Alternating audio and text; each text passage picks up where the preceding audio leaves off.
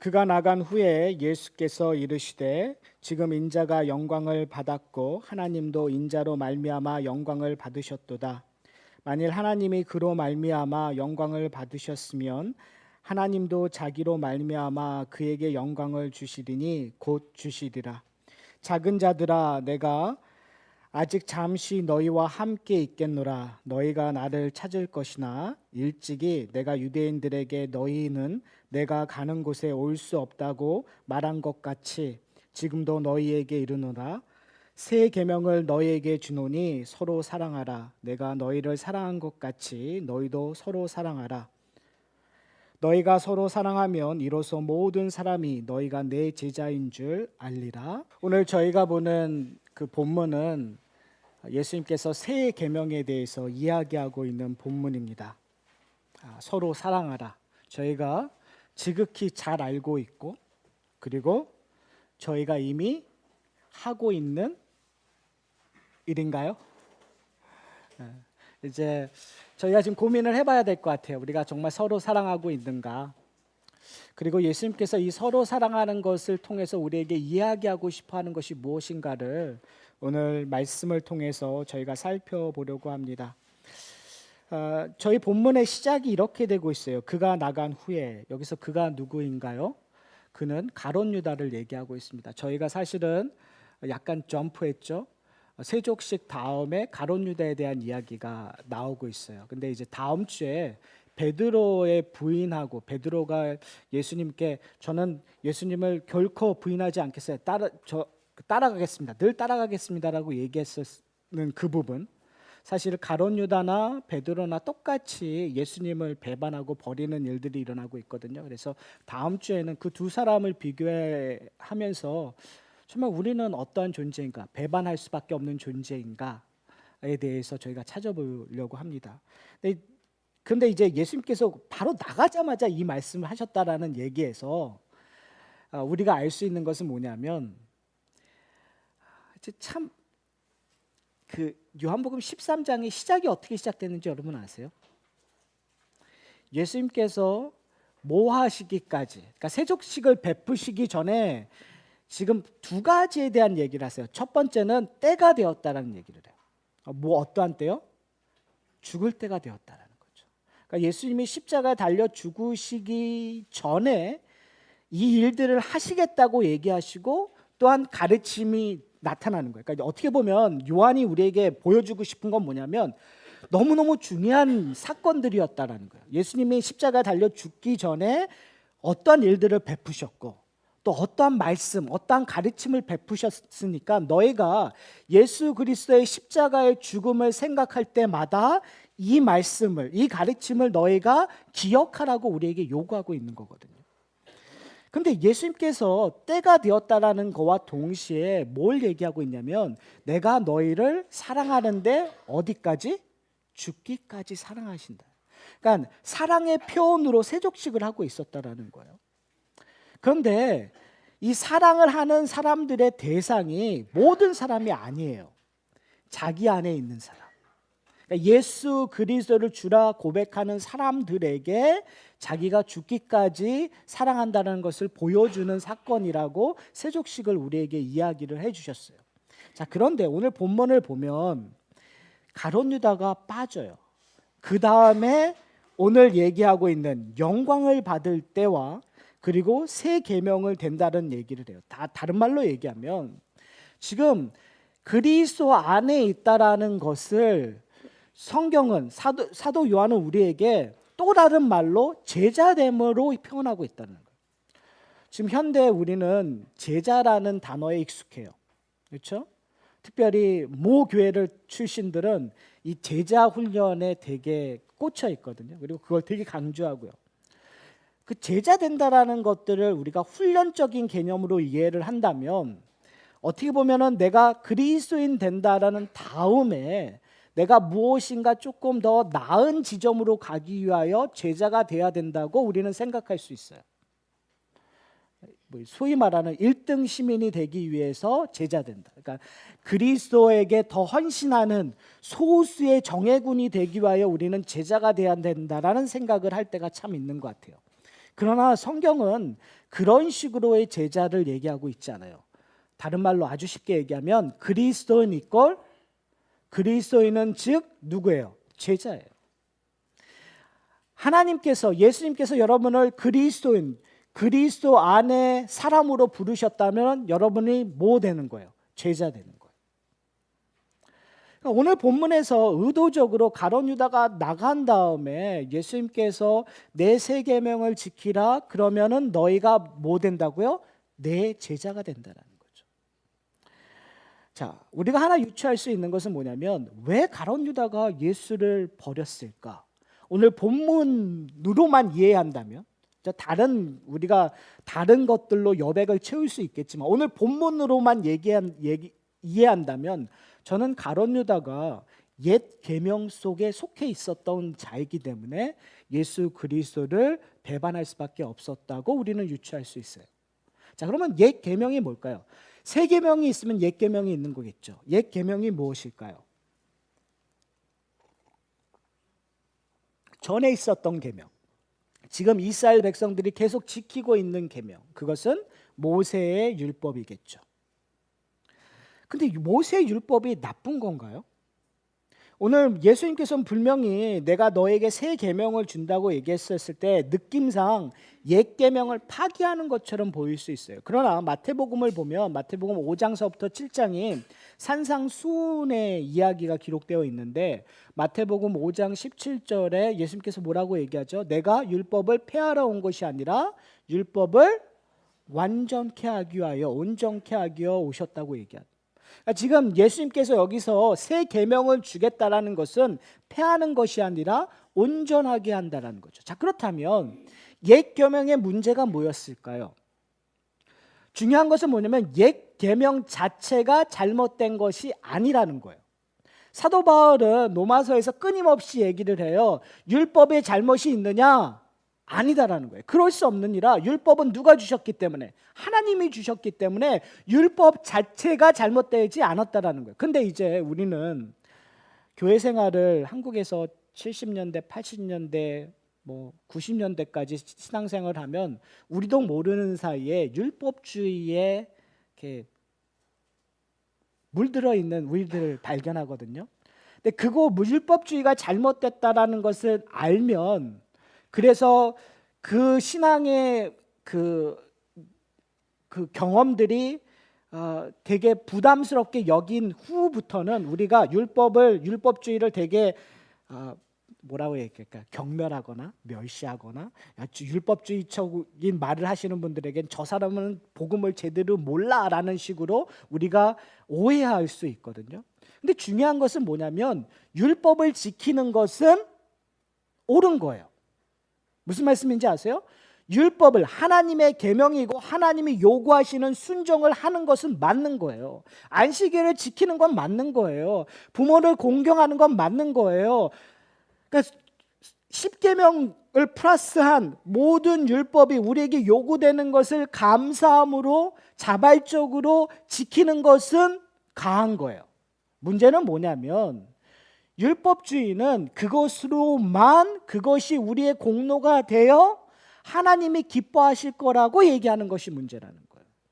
그러니까 하나님의 은혜를 보기보다는 자꾸 뭘 보냐면 나의 공로, 내가 이룬 것을 보게 된다는 거죠. 근데 그것은 율법이 주는 첫 번째 목적과 어긋나기 때문에 그래요. 여러분, 율법이 우리에게 주는 유익이 뭐죠? 사도 바울은 우리에게 뭐라고 얘기하죠? 이 율법은 뭐라고요? 무슨 선생이라고요? 몽학 선생이라고 얘기하잖아요. 즉 하나님께로 인도하는 것이 율법의 아주 기본적인 원리예요. 왜 그럴까요? 율법은 우리가 제대로 지킬 수 있나요? 없어요. 참 재밌는 건데요. 왜 그러냐면 신명기 28장에 보면 율법을 제대로 지켰을 때 주어지는 복에 대한 이야기를 하고 있어요. 그러니까 우리는 근본적으로 날 때부터 복을 좋아하잖아요. 저만 좋아하는 듯하게.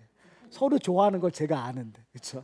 우리는 복을 좋아하잖아요. 그러니까 우리는 본성적으로 복을 준다면 그것을 해야 되고 그걸 쟁취하고 싶은 것이 우리의 마음에 나타나고 있어요. 근데 문제는 뭐냐면 다음에 나오고 있는 신명기 앞부분은 분명히 복에 대해서 얘기하고 있는데 바로 그 다음에 저주에 대해서 얘기하고 있어요. 똑같이 지키지 않으면 너희는 저주받을 거라는 얘기를 해요. 자, 인간의 문제는 뭐죠? 하나님이 주신 그 율법을, 언약을 지킬 수 있나요? 없어요. 그러니까 우리는 복을 받을 수 있는 존재가 아니라 저주를 받을 수밖에 없는 존재예요. 그런데 재미있는 것은 뭐냐면 하나님께서 이스라엘 백성들에게 저주를 심판을 하시나요? 뭐 하시긴 하시죠. 그런데 성경에 이렇게 보면 모세 율법이 주어주신 것도 그렇고 아브라함의 언약을 봐도 그렇고 다윗의 언약을 봐도 그렇고 그 언약 자체가 사실은 행위적인 언약에 기반하기보다는 은혜의 언약에 기반해요. 다른 말로 얘기하면 이스라엘 백성들이 죄를 지음에도 불구하고 아브라함이 순종하는 것 한 번 있었고 사실은 대부분이 불순종이었잖아요. 그럼에도 불구하고 아브라함을 어떻게 해요? 의로 여기신다고 얘기하잖아요. 아브라함에게 은혜를 베푸시는 하나님을 만나요. 그러니까 뭐냐면 우리는 다른 쪽으로 가고 있는데 죄를 하고 있는데 하나님은 어떻게 하고 계시는 거예요? 계속 내 사람이다, 내 백성이다, 내가 사랑하는 자다. 그러니까 내가 너에게 뭐 하시는 거예요? 복을 주시는 거예요. 그렇죠? 그러니까 이게 참 이상하잖아요.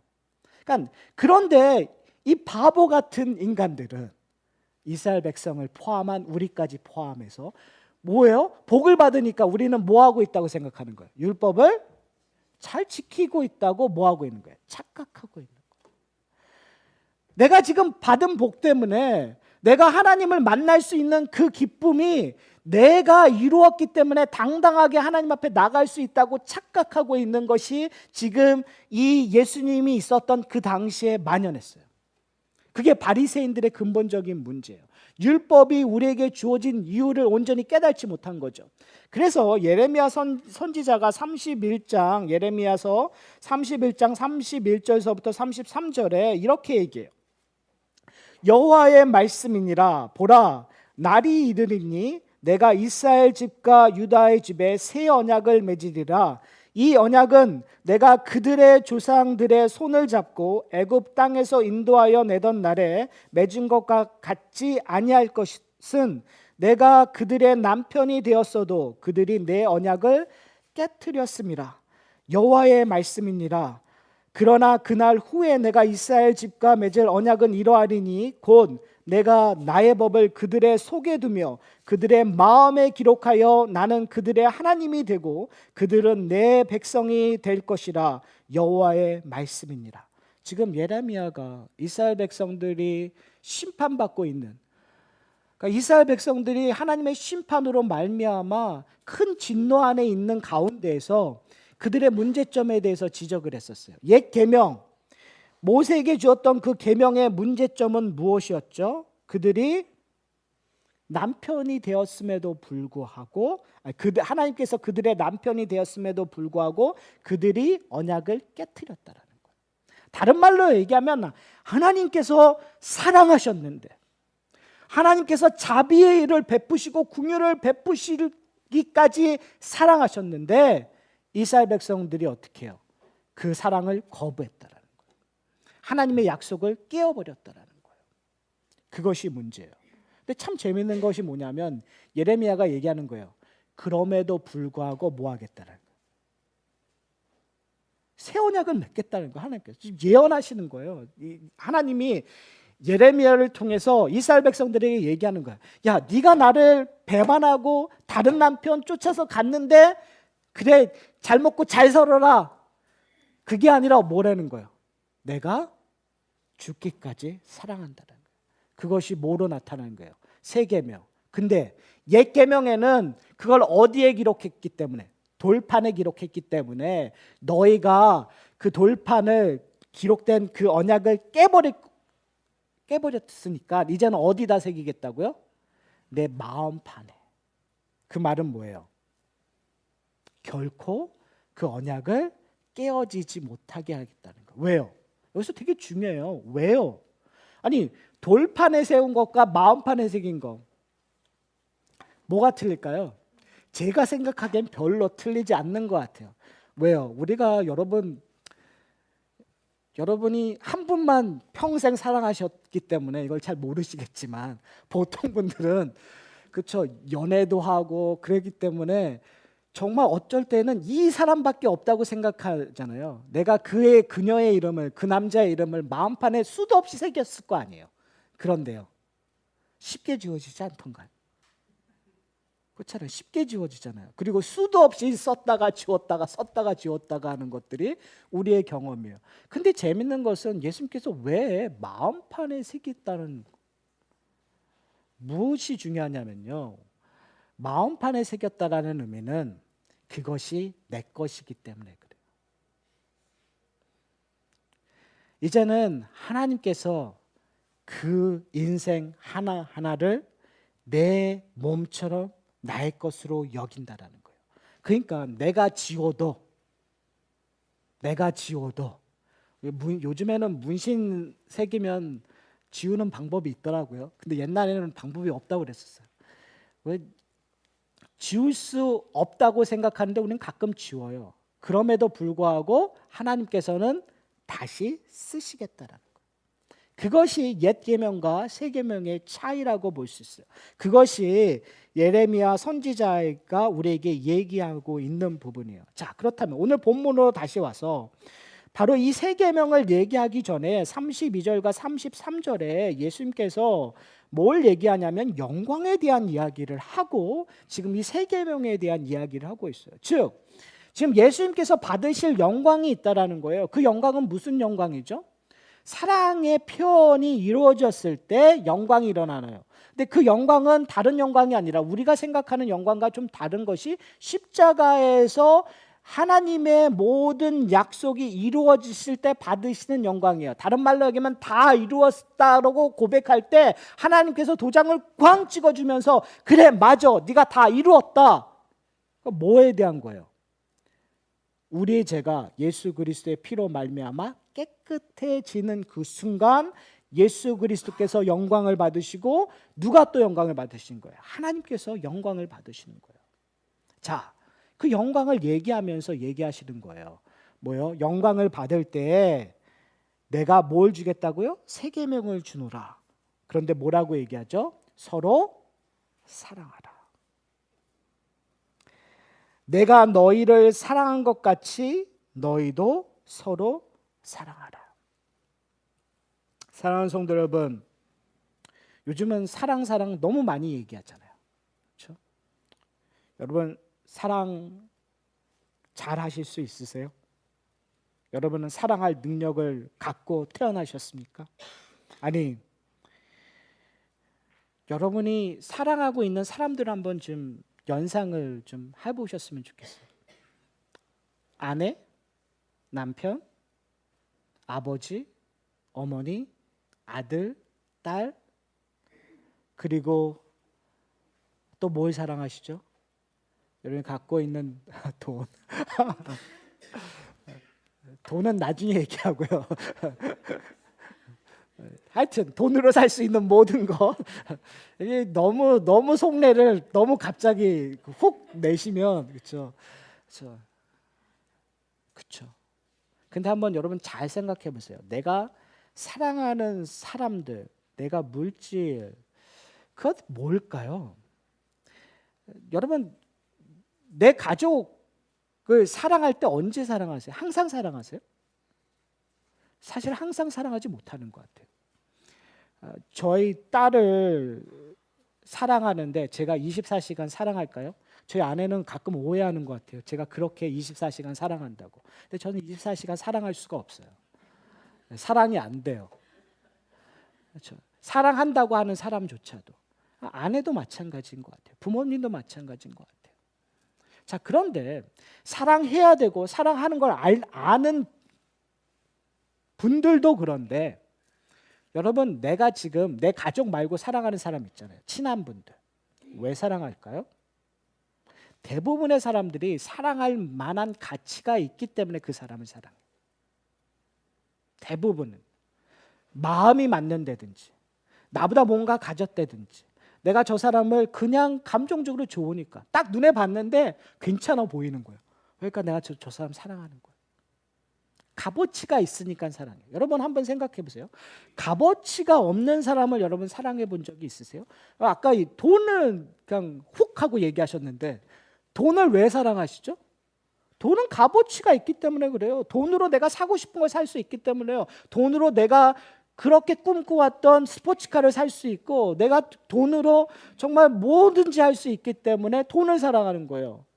돈이 그걸 할 수 없다고 하는 순간 그것이 다 그냥 종이짝과 똑같이 되는 순간 돈을 사랑하나요? 사랑하지 않죠. 그게 왼수가 되죠.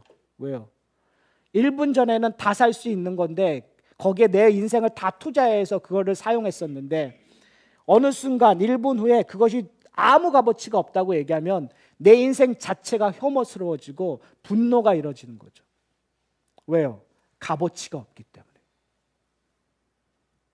자, 오늘 이 본문을 그런 개념으로 본다면 서로 사랑하라고 얘기했었을 때 예수님께서 지금 너희가 생각하기에 값어치 있는 것으로 서로 사랑하라고 얘기하는 걸까요? 그렇지 않죠. 왜요? 예수님께서 뭐라고 얘기했죠? 내가 너희를 사랑한 것처럼이라고요. 자, 우리가 하나님의 보시기에 예수님이 보시기에 값어치가 있나요? 이렇게 아까 돈 얘기할 때는 그냥 팍팍 얘기하시면서 지금 값어치가 있냐고 얘기할 때는 왜 우뭇쭈뭇 쭈삣쭈삣 그렇죠? 몰라요. 그렇죠? 제가 정답을 얘기하면 값어치가 없어요. 우리가 우뭇쭈뭇하는 거는 우리도 모르는 사이에 값어치를 두고 있기 때문에 그래요. 근데 정확히 성경적으로 얘기하면 우리에게는 값어치가 없어요. 여러분 우리가 실수로 한번 예수님을 배반했다? 실수로 내가 예수님보다 돈을 더 좋아한다? 이렇게 우리는 포장할 수 있어요. 그러나 정말 냉철하게 얘기하면 우리는 한 번도 제대로 하나님을 사랑한 적이 없어요. 우리는 세상을 좋아했었던 사람이에요. 세상을 쫓았던 사람이에요. 우리는 값어치가 없는 존재예요. 근데 재밌는 것은 뭐냐면 하나님께서 예수님께서 어떻게 하셨다고요? 그런 자를 사랑하셨다는 거예요. 이것이 멋있는 거예요. 왜냐하면 그 사람을 위해서 죽을 때 그리스도께서 영광 받으실 뿐만 아니라 누가 영광 받는다고요? 하나님이 영광 받으셨대요. 그 말은 뭐냐면 하나님께서 그렇게 하신 거예요. 하나님이 이 세상을 사랑하셨다고 얘기하시잖아요. 사랑하는 성도 여러분, 저희가 진짜 고민해야 될 것 같아요. 여러분 십자가의 은혜를 아십니까? 아신다면 하나님이 자기 아들을 십자가에 내어 주셔서 죽기까지 우리를 사랑하셨다는 그 사랑을 안다면 우리의 사랑의 방법이 바뀌어야 돼요. 우리는요, 사랑을 내가 하고 싶을 사람, 내가 얻고자 하는 것을 위하여 사랑할 때가 많아요. 제가 자기 비하를 또 해야 되는 상황이 있는데 제가 저희 아내에게 사랑의 표현을 평상시보다 과하게 할 때가 있어요. 왜 할까요? 저를 너무나 잘 아세요. 제가 뭔가 필요하면 저는 아내에 대한 사랑을 과하게 해요. 근데 재밌는 건 뭐냐면 아내가 그걸 알면서도 좋아해요. 속아줘요. 우리는 이렇게 악해요. 우리는 이렇게 사랑을 오해해요. 자, 그런데 참 재밌는 건 뭔지 아세요? 이렇게 오해하면서도 이렇게 바보같이 내가 좋아하는 사람, 내가 뭔가를 얻기 위해서 이렇게 하면서도 내가 싫어하는 거, 내가 별로 값어치 없는다라는 거에는 하나도 하지 않아요. 그리고 그걸 정당화할 때가 우리는 너무 많아요. 내가 사랑할 수 없는 상황을 만들어낼 때도 너무나 많아요. 그건 뭐 좋게 말하면 우리가 상처받기 싫다든지, 저 사람은 내가 아무리 노력해도 안 되는지, 내가 이 상황을 어떻게 해결할 수가 없기 때문에 그냥 이그노하고 무시하고 가는 것이 더 낫다든지, 충분히 우리는 여러 가지를 할 수 있어요. 그러나 예수님께서 우리 그렇게 사랑하셨나요? 문제는 뭐냐면 제자 된다라는 것은 예수께서 하신 것처럼 우리가 해야 된다라는 거잖아요. 예수님이 사랑하셨다면 예수님께서 지금 사탄이, 마귀가, 이 세상이 예수님이 죽기까지 그를 유혹했었던 것이 뭐냐면 과연 그게 값어치 있냐라는 거예요. 네가 굳이 그것을 십자가에 달려 죽기까지 할 필요가 있냐라고 계속 유혹을 했었어요. 그러나 예수님은 어떻게 해요? 가셨어요, 그 길을. 왜요? 아버지의 사랑을 알았으니까. 그가 얼마나 그의 백성들을 사랑하는지를 알았으니까. 이제 그가 예수께서 십자가에 달려 죽으셔야 그들이 매번 돌판을 깨면서 하나님의 사랑을 거부했지만 이제는 어디에 새겨서요? 가슴판, 마음판에 새겨서 이제는 그들이 배신해도 예수 그리스도의 사랑 때문에 결코 그들이 하나님으로부터 벗어날 수 없다라는 것을 확인시키기 위하여 예수님께서 그곳으로 가셨단 말이에요. 다른 말로 얘기하면 우리는 사랑하는 척은 할 수 있어도 사랑하지 않을 때가 참 많은 것 같아요. 사랑하는 성도 여러분, 우리는 가정이 깨지고 사업이 어려워지고 자식이 속을 썩이고 사람들이 나를 배신하면 우리는 사랑할 수 없다고 생각해요. 우리는 사랑할 수 없는 상황이라고 생각해요. 그러나 예수님은 그러지 않으셨어요. 예수님은 그럼에도 불구하고 사랑하셨어요. 죽기까지. 이제 설교를 마치려고 합니다. 저희는 사랑이라는 말을 정말 많이 하는 시대에 살고 있어요. 그러나 정말 우리는 사랑을 알고 있습니까? 예수님께서 새 계명을 주셨다고 얘기하셨어요. 문제는 뭐냐면 이 새 계명은 옛 계명처럼 어떤 의미에서 똑같이 우리는 이 계명을 지킬 수가 없어요. 산상수훈의 핵심은 뭐였냐면, 이게 산상수훈은요, 신의 산, 그리고 산상수훈이 어떻게 보면 똑같이 우리에게 그림을 그려주고 싶은 거예요. 모세가 신의 산에서 하나님의 계명 율법을 받은 것처럼 지금 예수님께서 이 산에서 설교를 하심으로 말미암아 새로운 율법을 우리에게 주어줘요. 근데 이 새로운 율법은 더 촘촘하게 짜여져 있어요. 무슨 말이냐면 너희가 살인하지 말라, 그렇죠? 그것이 옛 계명이에요. 근데 새 계명은 뭐라고 얘기하는지 아세요? 이 바보야라고 하는 것이 살인하는 거라고 얘기해요. 옛 계명에서는 간음하지 말라는 것이 예요. 그러나 새 계명에서는 지나가는 여인을 보고 음탕한 생각을 가지면 그것이 죄라고 얘기해요. 그러니까 계명, 옛 계명보다 더 촘촘히 얘기해요. 그 말은 뭐냐면 결국 우리에게 고백받고 싶은 건 뭐냐면 내가 이것을 지킬 수 없습니다라는 고백이에요. 그런데 그 지킬 수 없는 나를 누가? 하나님이 죽기까지 사랑하셔서 우리를 사랑하셨단 말이에요. 그러니까 우리는 누구만 붙잡는 거예요? 예수님만 붙잡는 거예요. 다른 말로 얘기하면 우리는 사랑할 수 없어요. 매번 사랑에 실패해요. 그리고 우리는 시도 때도 없이 호세아의 아내처럼 쓸데없이 다른 사람들, 쓸데없이 돈, 그렇죠? 돈이 뭐라고, 그렇죠? 맨날 돈으로 가는 우리의 모습을 봐요. 그런데 그때마다 우리는 누구를 의지하는 거죠? 예수님을 의지하는 거예요. 예수님이 나를 사랑하셨기 때문에. 내가 지금 이렇게 배신하고 있지만 내 마음판에 새겨진 예수 그리스도의 사랑 때문에 오늘도 어떻게 해요? 돌아갑니다. 오늘도 배반해서 다시 하나님을 사랑하는 걸로 갑니다. 하나님 더 사랑하게 해주세요. 예수님을 더 사랑함으로 말미암아 내가 조금이라도 이웃을 사랑할 수 있도록 하나님 우리를 인도해 주세요라고 하는 것이 우리의 기도예요.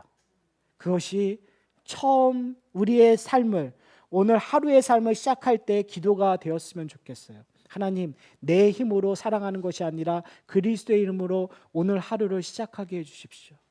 그리고 이 하루가 다 지난 다음에 하나님, 오늘도 실패했습니다. 그럼에도 불구하고 하나님, 나를 사랑해 주셨으니 예수로 말미암아 죽기까지 사랑한 것을 제가 아오니 나를 용서해 주세요. 그리고 내가 오늘도 그리스도 안에서 사랑을 누림으로 오늘도 내가 편안한 잠을 잘 수 있게 해주세요. 이것이 우리의 하루를 마치는 기도가 되었으면 좋겠습니다. 그러다 보면 우리가 어느덧 내가 불편했던 사람 옆자리에 앉아서 손을 붙잡고 예수님의 사랑, 그 사랑을 나눌 수 있는 우리가 되어 있을 거예요. 저는 그런 공동체가, 이 하산학교의 공동체가 되기를 소원합니다. 우리는 할 수 없어요.